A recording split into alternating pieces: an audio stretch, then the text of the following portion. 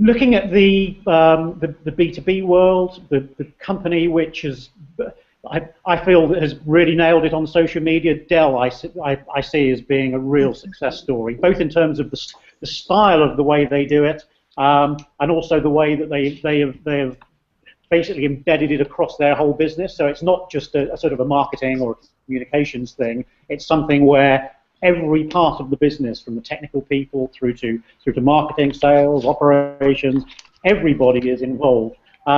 So they for me on the B2B side, and I tend to focus on B2B, they're a really good example of a company which knows what it's doing, which realised how essential social media was going to be from a very early point, and is led from the top. You know, they don't just talk a good game. Michael Dell by example there.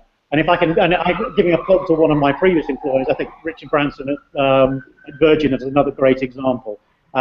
So Virgin, again, are another company. I mean, they do tend to get the brand side of things and communications right in lots of ways. But I think on social media, particularly through their leadership from the very top, they're a very good example, and they're for the consumer world. I'd be tempted, depending what area of business you're in, to follow and like pages of either businesses that you're interested in or businesses in a similar industry to you, because if they're doing things well, then they'll probably start advertising to you, and you can see what they're doing, what's interesting to you as an individual.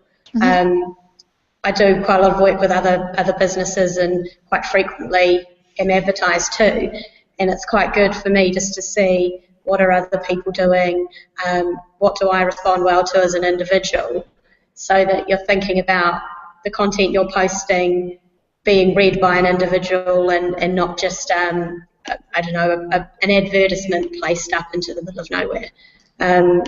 So I'd start by doing that, and I'd say it's not just about brand awareness. I sort of touched on before, but for us it's literally part of our customer experience, so how people engage with us over the phone, over email, over social media. It's one of the methods now, and yeah, we do use it for selling. So we introduce people to the service and give them an opportunity to buy. So it has been really helpful as a small business to grow using social media. I think you, like with all sales, actually, it's going to be about the individual kind of personal relationship. So it's quite hard to come up with a kind of formula for this kind of thing. But in terms of, it's going to be about gauging kind of where they are on the journey, and the way I would look at it is look at your sales process and what works outside of social media. Social media isn't actually that crazy compared to kind of what you're doing now. If you're selling now, there'll be things you can take from that and apply to social. Yeah, so I'd have a think about kind of the sales journey and how much information people need before they take the kind of next step with you, and how the kind of conversations tend to go on other channels, and then try and apply that to social media. So I think I'll preface this by saying, I mean, is it brand, is it selling? Well, actually, brand is selling, so it's not about developing a brand. There's no point developing a brand if it doesn't turn into customers.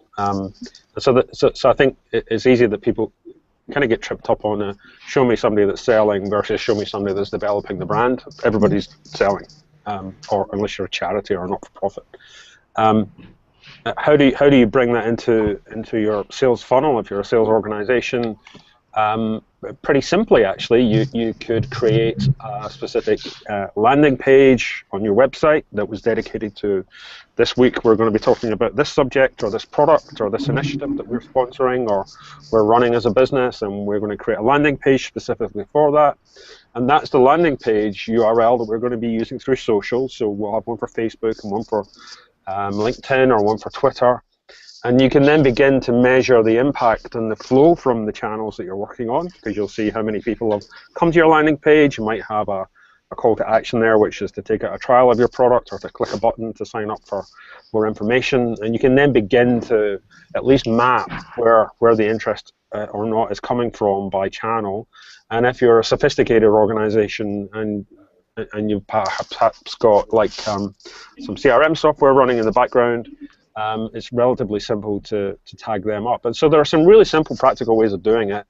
But again, as I said at the beginning, unless you're some kind of government agency or a not-for-profit or a charity, everybody's selling on social media.